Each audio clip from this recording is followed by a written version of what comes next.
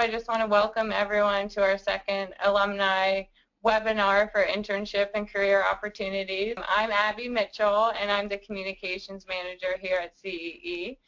And first, I just want to thank all the companies for taking time out of your very busy schedule to talk to us today. We really appreciate it. The 4 companies we have today are Cisco Systems, D.E. Shaw, Lockheed Martin, and Thermo Scientific. So thank you all for coming. Right now we have 20 alumni registered, so I'm sure some will join us as we get rolling. So thank you as well for alumni, because we know with college schedules, high school schedules, first jobs, everyone is very busy, but we really appreciate this time and this opportunity. Just a little reminder about the Q&A at the end. Alumni have submitted questions prior to the webinar, but feel free to enter questions in the chat box feature for GoToMeeting, and we'll try to get to those as well. And of course, if we don't get to them, the whole purpose is hopefully you can reach out to the companies and vice versa. Let's get started with our first company. We switched the schedule a little bit, so thank you, Cisco Systems, for that. We have Thermo Scientific, and with Thermo is Deborah Tyberg, who is the product manager.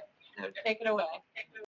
Thanks a lot, Abby, and thanks a lot for everyone who's joined to hear a little bit about our different companies today.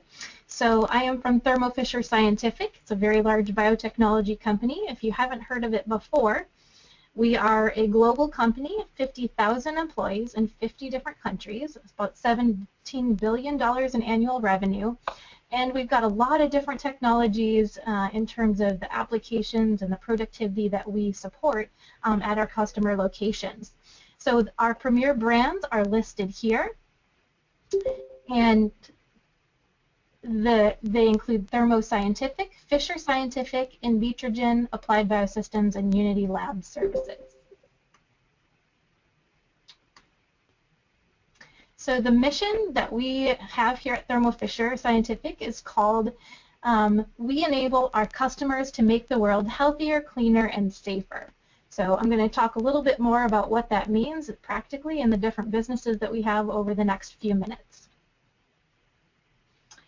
So in terms of our portfolio, we have life sciences solutions. That's about a quarter of the revenue that comes into the company. We have instruments, specialty diagnostics, laboratory products and services, and most of the products, if you look in the middle here, are consumable products, so things that are like reagents or plastics that people use in the lab every day.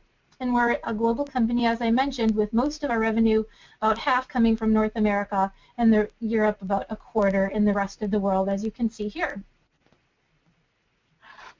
Again, so we have 5 premier brands. 3 of them, Thermo Scientific, Applied Biosystems, and Invitrogen, are focused on accelerating innovation, so helping customers that are doing research in their labs. It could be either at a university or a hospital or at a company that they're doing their research. And then we also have Fisher Scientific and Unity Lab Services that help companies become more productive. And we'll talk a little bit more about that. So Thermo Scientific is a company that has lots of different analytical instruments and software, process monitoring. We also have patient diagnostics and processes and things to help people be more productive in the lab. And then the part of the business that I'm a part of is life sciences technologies, including Invitrogen and Applied Biosystems. So I'm specifically part of the cell biology business and helping stem cell researchers. So that's on the left side of this slide where it says molecular biology, cell biology is the part that I'm a part of. Protein analysis and genetic analysis.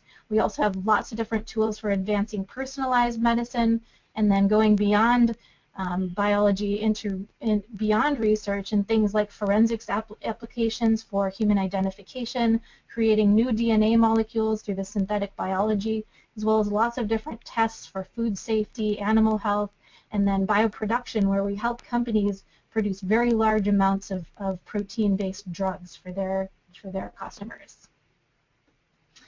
Fisher Scientific is involved with distributing lots of different products, not just from Thermo Fisher, but from lots of different companies around the world. They help customers get the products that they need in a very efficient manner. So it helps people get the products they need to do their work.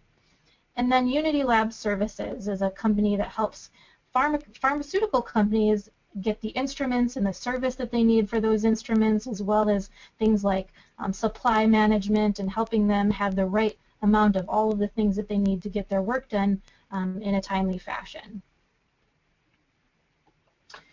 So that's just a really quick overview of the different types of products and different types of services that Thermo Fisher Scientific offers. There's a lot of different job options in terms of the intern and co-op positions. There are 140 positions listed right now. They're in 3 different countries and 14 states, and they cover all different major disciplines, things like IT and computer science, research and development. I know there's someone from molecular biology on the webinar today. In marketing and business, there's lots of different engineering type jobs as well. So I would encourage you to go and check them out. It's too many to list on a slide, but I would encourage you to go and check it out and see if there's anything that's a fit for you. And again, lots of different geographic locations as well, so there might be one nearby. In the last couple minutes, I wanted to take some time and answer a few of the questions that I got ahead of time. So I'm going to take just 5 of the questions. There's a whole list of them, so thank you very much for sending those questions. And if I don't get to your question today, please do feel free to email me at any time, and I'd be happy to follow up with you.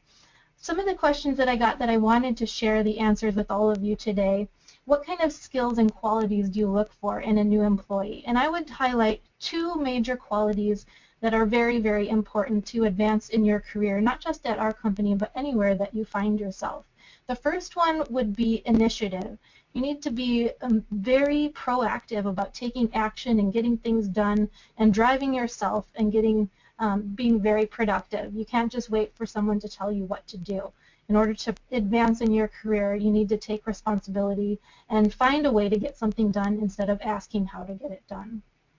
The second quality that I would say is just as important is integrity. And that's about, yes, being a good and honest person, but also doing what you say you're going to do. So following through when you make commitments. If you say you're going to have it done Monday, don't deliver it on Tuesday. That's not keeping your word. It's very important to keep your word. Another question I wanted to answer today for you guys was, what are the degree requirements for in-house advancement? I personally have a master's degree. There are lots of people at the company that either don't even have a bachelor's degree or have only a bachelor's degree. There are lots of people that have PhDs. Some people have PhDs and MBAs. I have a master's of science and an MBA, but the letters after your name are not nearly as important as the kind of work you do and the behaviors that you demonstrate. If you can get things done, that's what's going to serve you in your career, and not necessarily the letters after your name. Another question that I got was, how long is the normal period of employment before someone would pursue an MBA? It could be anywhere from 0 years after your bachelor's to 10 years or more after your bachelor's. There's not a specific time. For me, it was a number of years that I'd been in a science role before I took on a part-time MBA program. But it's really about you and where you're at in your career and what you're ready to take on. There are part-time programs that you can do while you're working, and there are full-time programs that you get through a little bit quicker. So it's really up to you. Finally, what are the main challenges in the biotech industry for 2016? I would say it's similar to many other industries in that the needs of our customers are changing very, very rapidly, and we don't want to get left behind. So it's very important for us to stay on top of all of the latest developments, read papers on our areas of interest, and see what's coming out in the research, and to be able to deliver tools that provide people with the value that they need and help them get their work done faster is the most important thing, because we don't want to get stagnant and get left behind in a technical field. But that's not just true of biotechnology. That's true in lots of different disciplines. So you always want to stay on your toes and keep reading and learning all the time. And then I'll just touch on one last question here, which is about biopharma. Do you agree that it's slowing down in terms of the expansion and capital growth? I would say there has been a little bit of a crisis in big pharmaceutical companies. R&D productivity has been declining over the past several years. It takes a lot of money to develop a new drug and to put it into clinical trials, and they don't all succeed. Unfortunately, that's the nature of science, is that things don't always work the way that we want them to. But one bright spot in the pharmaceutical industry right now is that small biotechnology companies are coming up with lots of different new ideas and new solutions, and they're partnering with the big pharmaceutical companies who have more of the reach in order to do clinical trials. And that has been a successful model recently. So even though there was a crisis in the big pharma, the model's changing a little bit, and there's lots of opportunities at small and medium biotechnology companies, and we'll see if that plays out in continued success in the future. And with that, I will wrap it up just a little bit ahead of time, and thank you very much for your attention. I really appreciate you listening today. Thank you so much for that detailed presentation. And the reason she continued to answer a few questions is because for a scheduling reason, she will have to drop off the call in a little bit. So thank you for thinking ahead and making sure to answer some of those questions, because I know we had some broad but also specific questions as well. So, Abby, could I say one comment about Deborah's answers to the questions? A lot of the answers were very good answers, and everything except for the drug pipeline applies to Cisco Systems and many other companies as well as just good advice for people starting out. Nice. Well, I appreciate that, and that's the nice thing is I'm sure there's a lot of similarities in what all of you guys are looking for in employees. So I appreciate that. Thanks, Wes. All right, so our next speaker today will be from DE Shaw, and we have Miss Melanie Lottie, and she is the Strategic Growth Associate over at DE Shaw. Thanks, Abby, and thank you all for being here. We've been partnering with RSI for the past just 1 year, so very exciting to have the chance to speak to some alumni. As Abby mentioned, I'm a member of the Strategic Growth team here at DE Shaw Research. This is my 6th year with the company. I myself don't have a technical background. I was actually a music major in college, but I've been very fortunate to work on recruiting here and interact considerably with our technical team members. So we're a computational biochemistry research group based in New York City. We have just over 100 people on our team, and the makeup is very interdisciplinary. So we have hardware and software engineers who design and build a range of custom computational tools to aid research in structural biology and biochemistry. And then we also have computational chemists, biologists, physicists, drug discovery scientists who use those tools to research problems like... Really quick, Melanie, sorry to interrupt. Deborah, can you take down your PowerPoint so we don't get confused that she's with Thermo Fisher, just since she doesn't have a PowerPoint? And I should be able to... Okay, awesome. Thank you, just to keep everything. All right, go ahead. So our long-term goal is to impact the process of drug discovery. Just in the way of background about our group, we're independently funded by our founder, David Shaw. He founded the group about 14 years ago, and his formal training is in computer science. He was a professor at Columbia, specializing in artificial intelligence, and forayed into computational finance in the late 80s and was really a pioneer in that field.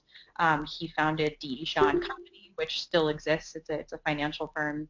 And he turned over operations of DE Shaw and Company in 2001 and decided he wanted to get back into research and put computational power toward solving grand challenges in biology and human health. So the hope was to take a structure-based approach to drug discovery using molecular dynamics simulations. This is something that couldn't really be done effectively in the past, and to be frank, is still an exploratory effort, though we're optimistic about how it might impact drug discovery in the future. Just a little bit of background on molecular dynamics and explaining why it's so computationally intensive.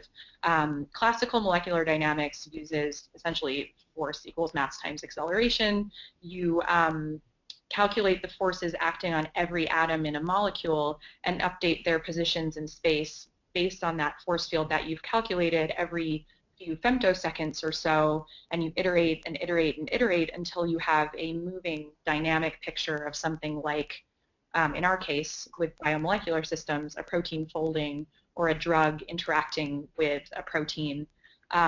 So as you can imagine, if you're trying to run a millisecond-long simulation with a femtosecond time step, you're iterating billions of times, and this is a really hard problem. You know, on a regular computing cluster, this could take years or decades to see something meaningful like protein folding, which does happen on that millisecond-long time scale. And also the number of atoms in many biomolecular systems is sufficiently large that that adds to the computational intensity of the problem.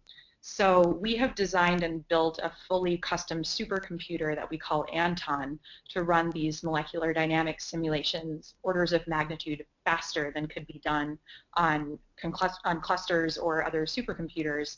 And we call the machine Anton because we named it after Anton van Leeuwenhoek, who was the father of the modern microscope. So we're thinking of it as a computational microscope in the hope that it could lead us to some insights into biomolecular systems that are similar in terms of their degree of being a breakthrough to what we could see with the microscope when it first came onto the scene. So Anton is one of a few computational tools that our engineers design.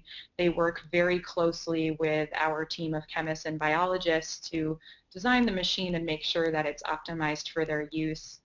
As I mentioned, it's a fairly new approach to drug discovery, but we're hopeful that it will have a big impact. On the scientific side, we're using the machine to basically look at pharmaceutically relevant biomolecules that make sense to run on the machine that we've built. So at the moment, we're focusing on phosphatases, ion channels, and kinases. We're hopeful that this research could be relevant to cancer, diabetes, and Alzheimer's drugs in the future.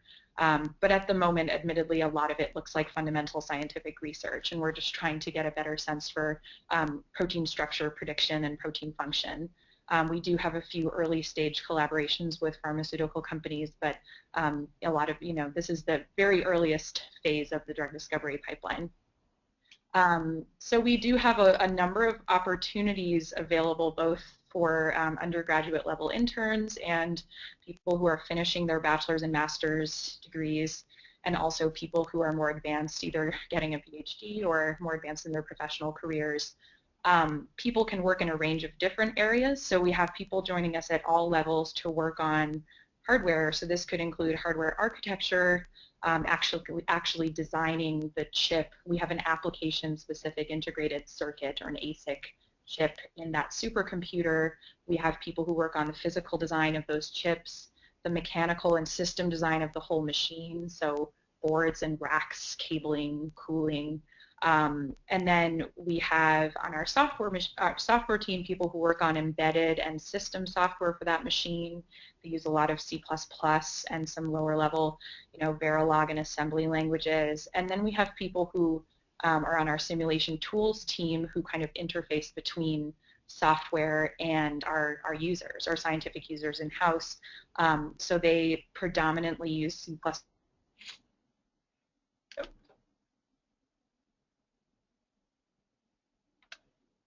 So I think that was just tools. Okay. And then on our scientific team, we have people who work on, of course, application science in those areas that I mentioned, setting up and running simulations using our machines, doing data analysis. And we have people who work on the development of methods. So how do we make these simulations faster and more accurate? Those are often people coming from applied math or applied physics backgrounds. Internships at the company can range from an early college internship, which is something relatively newly started for freshmen and sophomores who might not have the domain-specific knowledge required to really make progress from day one on a project, but who would require a little bit more in the way of training. They still complete a research project over the course of the summer, but they spend the first 2 weeks or so doing some intensive training in our computational tools and the scientific concepts that they need to get started. And then our senior interns usually join us with some domain-specific knowledge in one of these areas and get started right away on a project. And then at the full-time level, we have a role called scientific associate that's probably most appropriate for anyone graduating from college in the near future. We're always looking for people in this area. Oftentimes they go on to PhD programs after joining us, and we find that though people are usually eager to go right on to a graduate degree after finishing undergrad, it can be worthwhile to take some time in industry and then go on and do your PhD. We think it's a valuable experience to have the computational resources that we have available here. You might even get a publication out of it, and it might strengthen your application to graduate school. So definitely something to think about, opportunities in hardware, software, and chemistry, biology, drug discovery research. I too have seen the list of questions that Deborah addressed earlier, but I'll wait until the Q&A later to address those and let the next speaker get started. And what I might do at the end is just let you guys choose the questions, since they're all the questions from the alumni. So you guys know best what you want to touch on, so maybe we'll do that. Thank you so much. It's nice hearing from D.E. Shaw.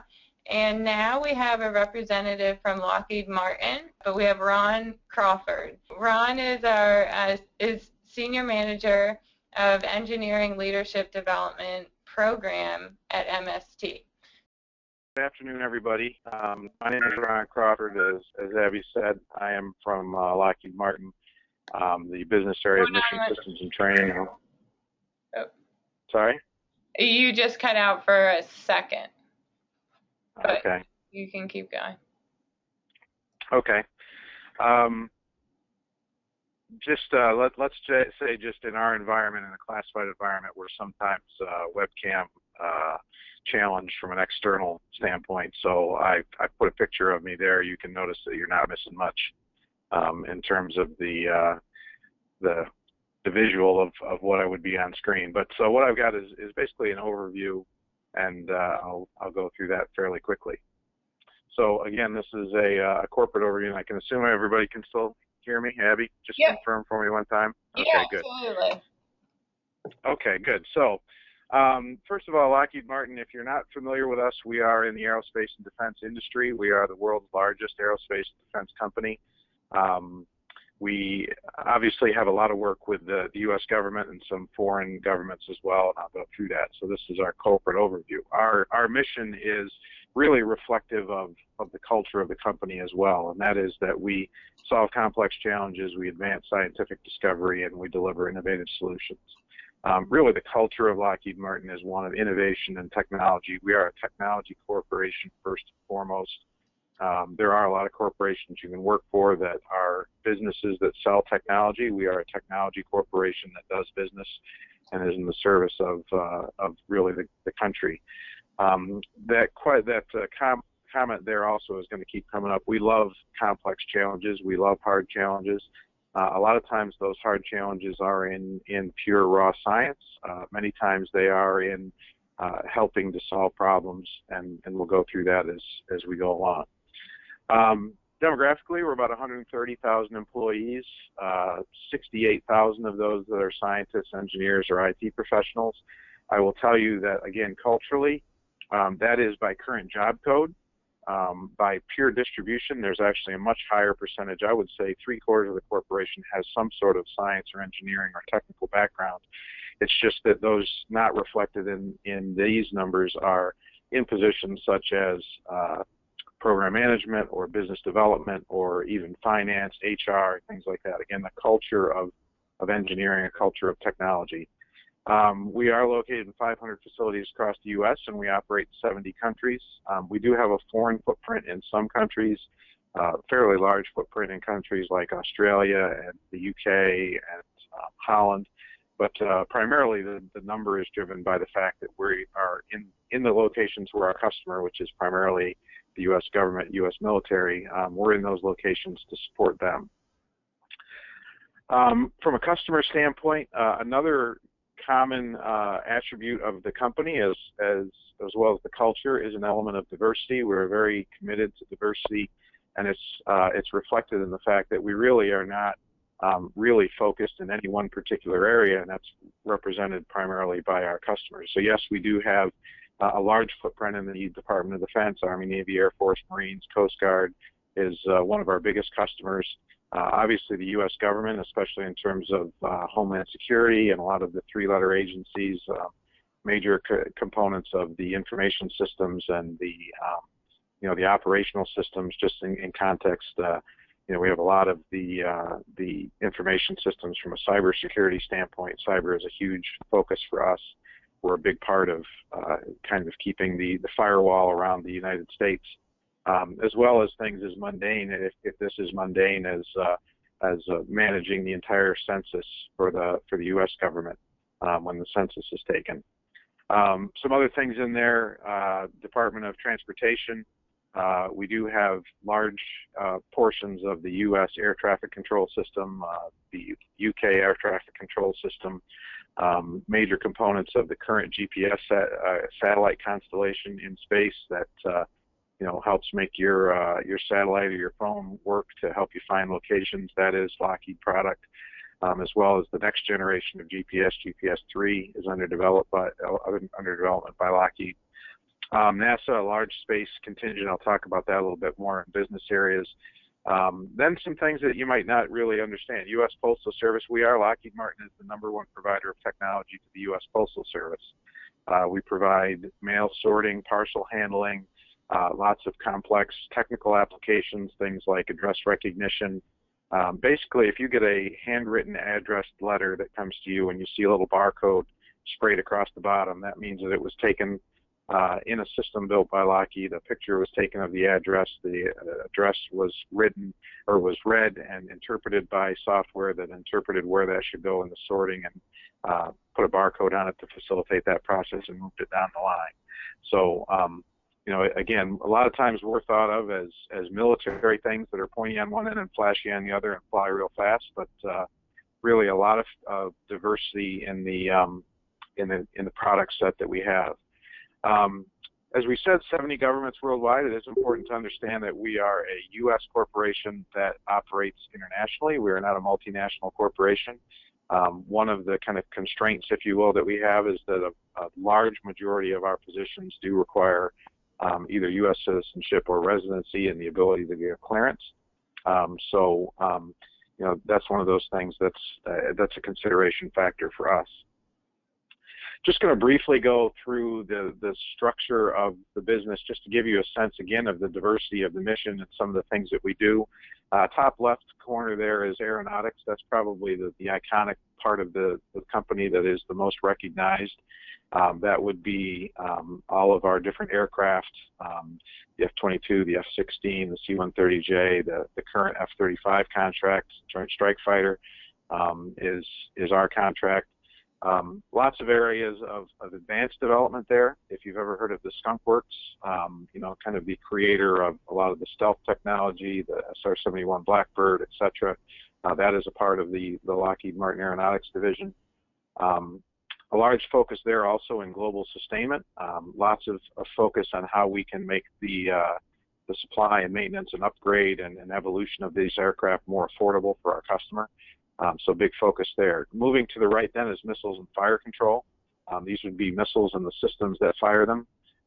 So lots of both offensive as well as defensive types of applications, ground-based, air-based, sea-based, of all sorts of different sizes. This is also the business area where a lot of our development in the ground vehicle realm is done. There is a large-scale overhaul of especially the military ground vehicle infrastructure to be able to enable really the adaptation to the new kind of warfare that we see, the new challenges that we see, and so that's a big focus within missiles and fire control. Moving down then to space systems, as the name implies, basically everything and anything related to what we do in space. We have a large number of satellites, obviously. But beyond that, we were major components on the space shuttle. We are the primary company building the Orion spacecraft, which will be the next manned capability to take people into space. If you're a fan of the space system, system and the space infrastructure, you know that any American astronauts now ride on Russian rockets to go to the space station. This is the system that's being developed to take us back to the moon, potentially, but ultimately back or out to Mars. Lots of other really research-oriented type elements here. I like to say that if you've seen the movie The Martian or read the book, a lot of the science that's in that is really kind of representative of a lot of the research and development type of activity that goes on in space, in the Space Systems Company business area. Lots of stuff, especially in terms of human flight and human space travel, in terms of even the biomedical elements of research. IS&GS is a business area that if you're learning about Lockheed Martin, you probably know that that's one of those that we are, in a sense, kind of divesting and absorbing into other areas of the business. That is primarily our main IT focus, as well as a big focus on cybersecurity and strategic information technology and operation systems. That is going to go into a kind of a spin-off corporation, but also a lot of that is being absorbed into the others. And then Mission Systems and Training, which is the one that I'm currently a part of and is really kind of a catch-all for a lot of the other things. A lot of what Mission Systems and Training does is tying together of a lot of the other systems, a lot of the other capabilities that we have in the other business areas. It also is a lot of our tactical systems. This is also where we have our helicopter business as well as our naval ships business. So big company, lots to talk about, going real fast. You know, this kind of gives you a proportion from a size standpoint. Total sales, we are a $46.1 billion company, and this gives you a sense for 2015 what the distribution was. Fairly even amongst the business areas, with the exception of aeronautics, which kind of dwarfs everybody, primarily on the back of the F-35, which is the single largest defense contract in history. In terms of opportunities, what we do, there really are a number of full-time and intern positions open across the corporation. Our rhythm tends to be more centered around fall, but we still do have a lot of opportunities open in the spring across all of the different business areas that we discussed. As I said, we are a technology and engineering corporation, so it's really the full breadth. I can't think of a technical, and I can think of a large number of non-technical degrees that we do hire, but everything from the pure sciences to the engineering sciences to technology to manufacturing to operations, we have a lot of that capability. This is just kind of a little bit of a laundry list of some of the, as I went out and canvassed some of the open requisitions that we have right now, the characteristics of what some of those jobs would be. One other thing that we offer is an engineering leadership development program. The ELDP, as we call it, is an early career opportunity for those that are interested potentially in leadership capabilities or leadership opportunities. There's basically 5 pillars to what we look at as the benefits. It is a job rotation system, so in the first 3 years of the program, you rotate on 9 to 12-month rotations and get to try out different work areas. There's a big focus on technical development, obviously, as a leadership program on leadership training. A big focus on mentoring, both direct mentoring and what we call reverse mentoring, which is the ability to interact with some of our most senior technical folks and kind of exchange ideas with them. And then we are basically a servant leadership, a servant-oriented kind of leadership development program, and so that's a 5th pillar of our expectations and benefits. Really, with what I've conveyed, hopefully you get a sense that we are a very large corporation, very widespread, with a great breadth of opportunities and great breadth of different, activities and disciplines that we need, and really a strong business in a very important industry. Culturally, we are very serious about the mission that we have. Our tagline for our logo is that we never forget who we're working for.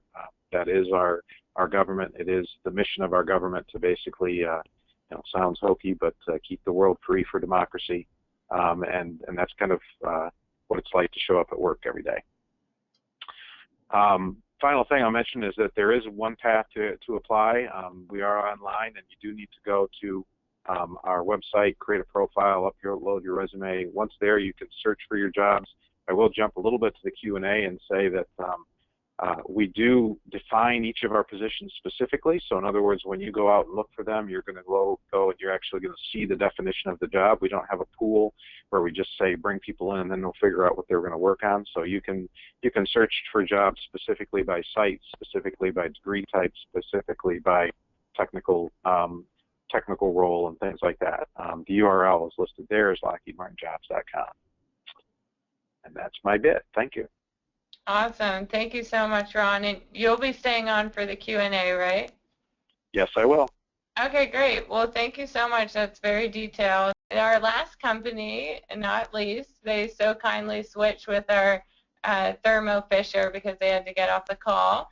And we have with Cisco Systems, we have Chad Mickelson, who just came on, and he is a software development site manager. And we have Mr. Wes Beebe, who is a software development engineering manager. So let me give you presenter rights so that you can show your presentation.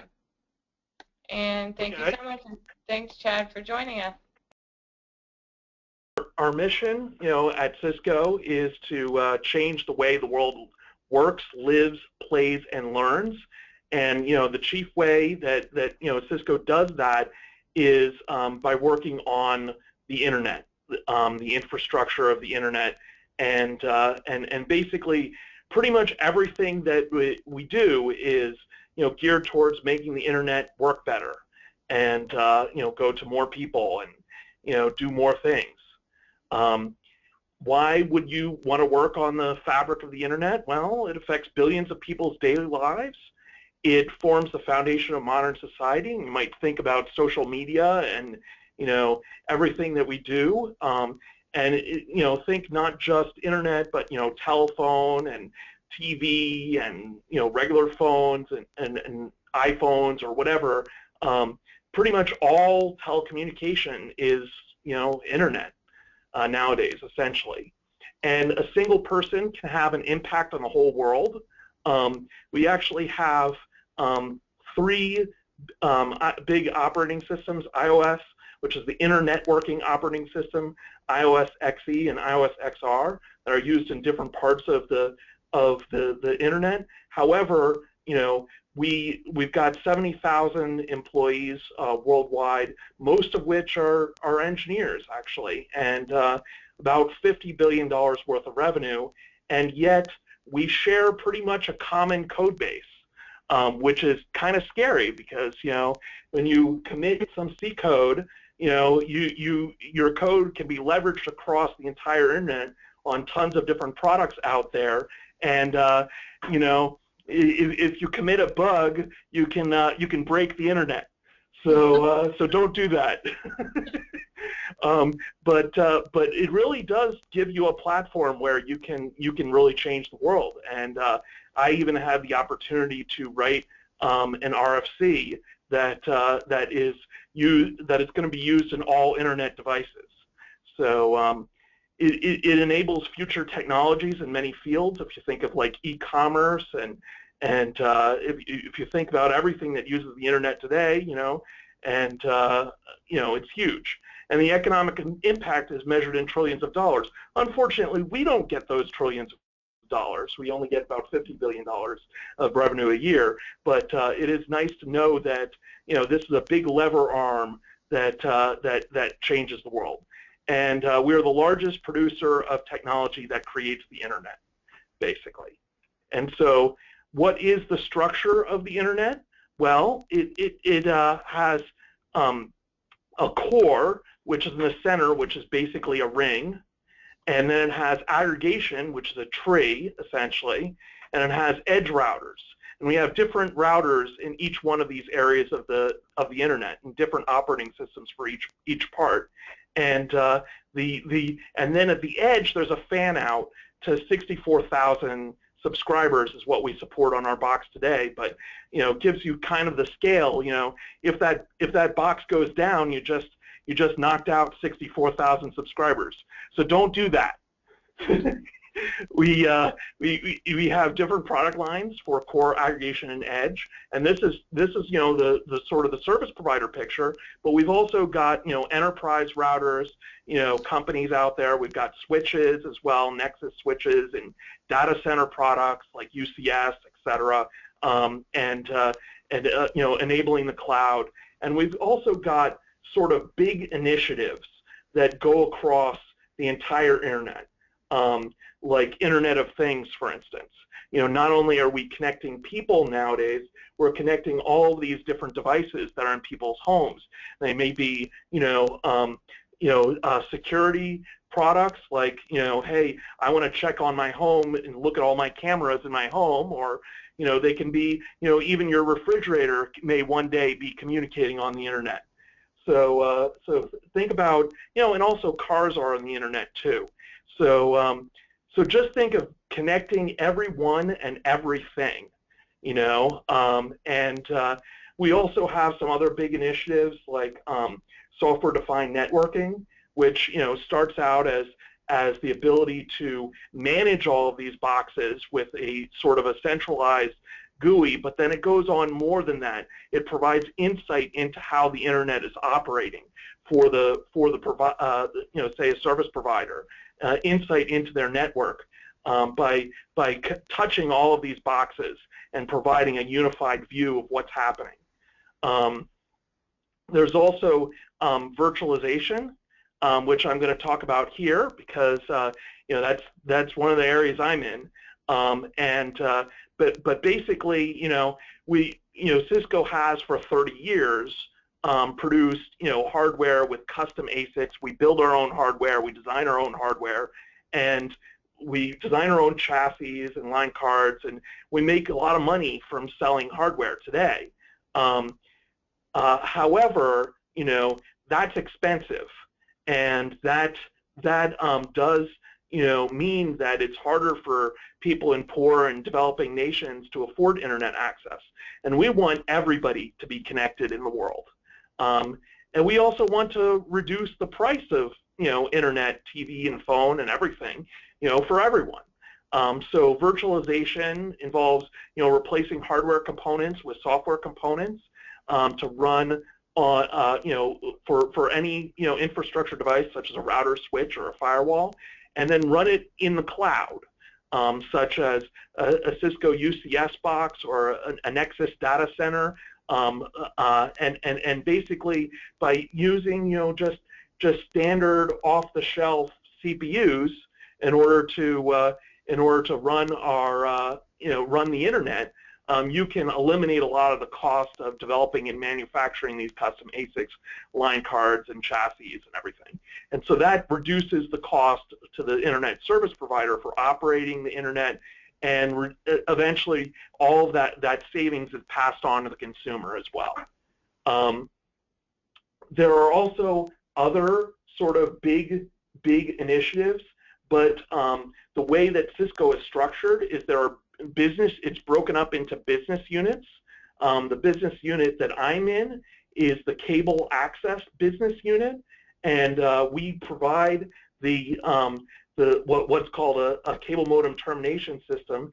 It's an access router that fans out to 64,000 subscribers on the edge and provides cable, internet, TV, and video. But there are a lot of other business units out there. One of the business units creates Cisco WebEx, for instance, and provides teleconferencing capability. And we've got a whole bunch of other business units. And what's interesting is even though they may look at the upper management may look at the profit and loss statement of an individual business unit, and the business unit has defined products, we really work together as one company, and we share code around the entire company, or almost the entire company, and we also have lots of interactions, even down to the engineer level, with lots of different business units, where people make contact in other business units. So what's interesting is once you come into Cisco and be part of the Cisco family, you could stay as in one business unit, or if you don't like the product, you don't like what you're doing, there are plenty of other business units within Cisco. So there's lots of movement that's encouraged by the company around inside the company. So that's a sort of a strategy to retain our top talent as much as possible. So that gives us lots of different things that we can work on. the other thing is these operating systems have, tens of thousands, of features that we develop. The internet is actually very, very complex, a lot more complicated than people might understand. And if you come in the Cisco, they'll say, oh, here, implement this feature, and then you go off and you implement a feature, and then they give you another feature, and it just sort of continues that way until you understand more and more of the internet and understand how it works and understand your product area and how all the pieces fit together. And it's interesting and exciting, and I think part of being at Cisco is being part of a big team that's all working towards the goal of changing society and people's lives, and I think that in itself is very rewarding. Chad, you want to have any comments? Just a couple final comments here. So thanks, Wes, for giving an overview of Cisco and the internet. Just a couple comments. So there's really an amazing pace of change we've seen here, over the last just continuously about 10 or 20 years. The recent examples, the SDN and virtualization, are pretty exciting changes to the way that infrastructure works for computer networking. I think at Cisco, some of the interesting things here, work on a daily basis with other employees and customers from around the world. Frequently talking to a lot of people in China and India, figuring out how to collaborate with them, both the internal employees and our external customers, and I think that's fun. We've got lots of opportunities for top graduates at Cisco, primarily software, hardware developers, but lots of variety too. So please check jobs.cisco.com. Thank you so much, and thanks again for switching places. I don't want the last company to feel rushed, but it's good because this means that you have a lot to say to the alumni, and alumni can make sure to reach out to all the companies. So thank you. All right, so I did send all the companies' questions that the alumni had presented, and it sounded like each company kind of was drawn to a certain question. And Thermo Fisher is off the line. They already asked questions. Don't worry, Ron. I remember you're there even though you're not on camera. But let's jump back up to D.E. Shaw since you went a bit earlier. So we have Melanie Lottie. So we have about 10 minutes left. So I'll hand it over to you if you could touch on one of the questions for now, and we'll go back around if we have more time. Sounds good. I'll kind of rope two of them together, both what's the work culture like at our company and what kinds of skills and qualities do we look for in new employees, because there's some overlap. As I mentioned, our team is very interdisciplinary, and Deborah touched on a number of universal qualities that many employers are looking for in new hires. Something else I wanted to add was communication skills, and for us particularly, an ability to talk about your work to someone who might not be an expert in that area. And I think this might apply to other companies as well who seem to have openings in a number of different areas.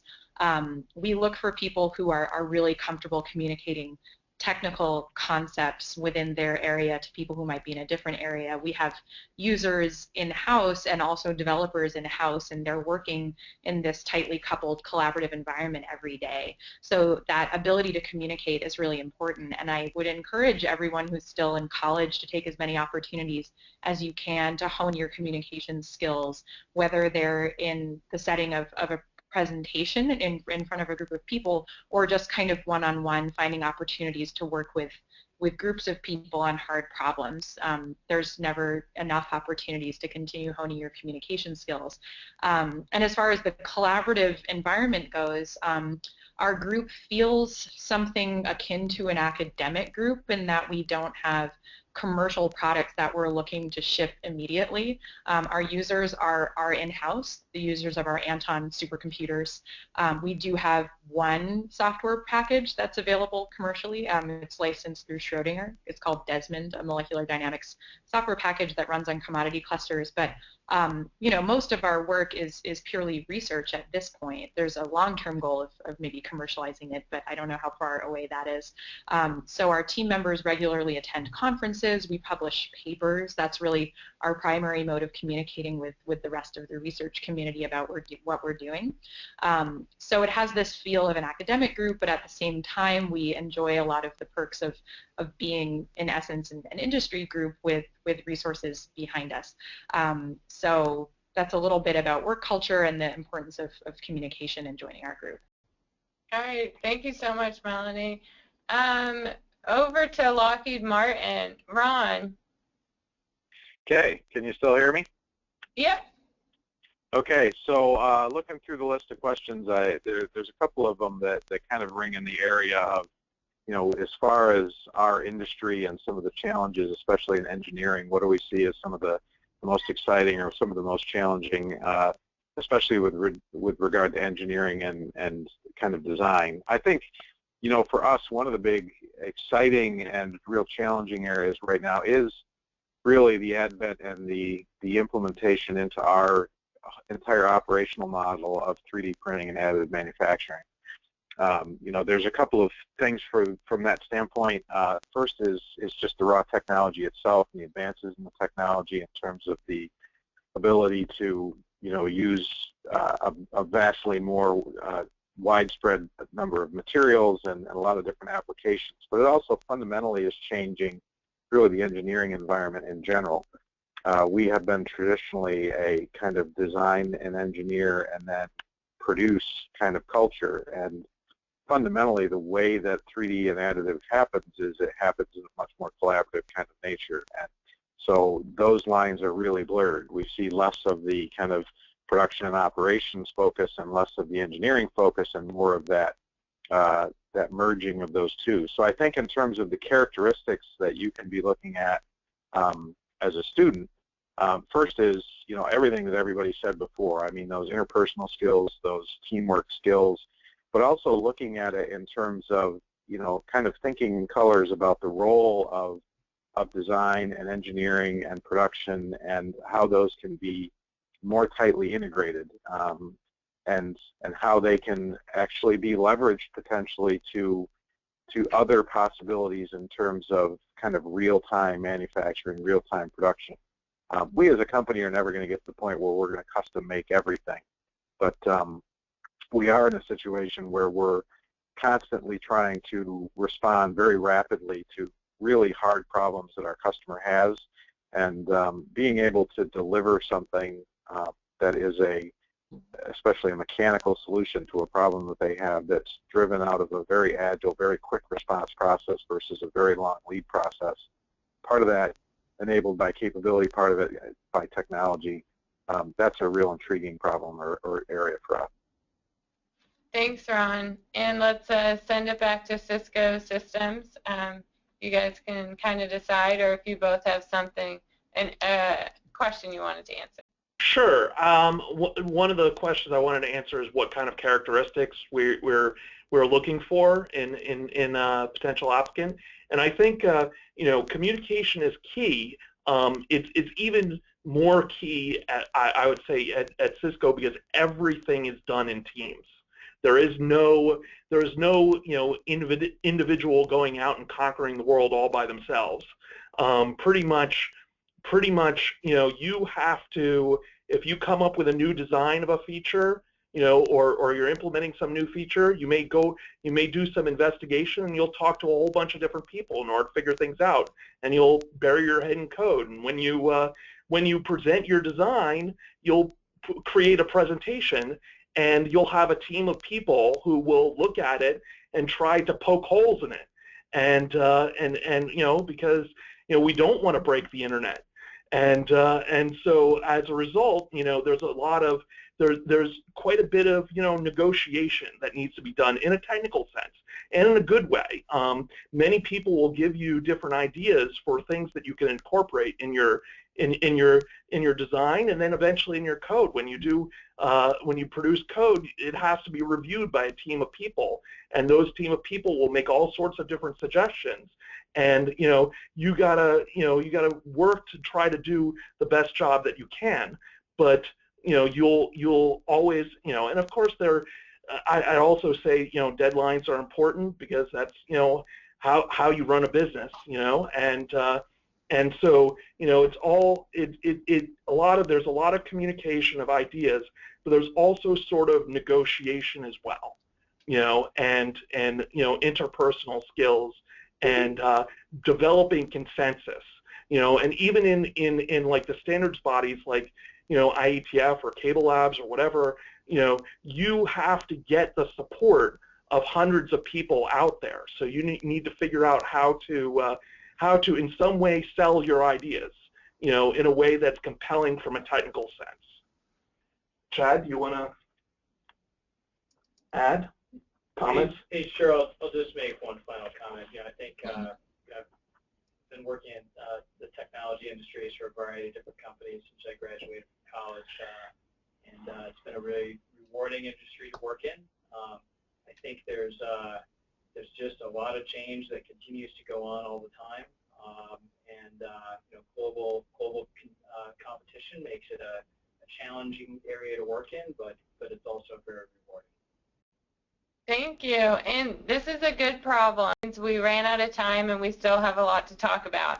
So our hope on behalf of CEE is that you continue the conversation. Companies, thank you again so much for your time. We really, really appreciate it.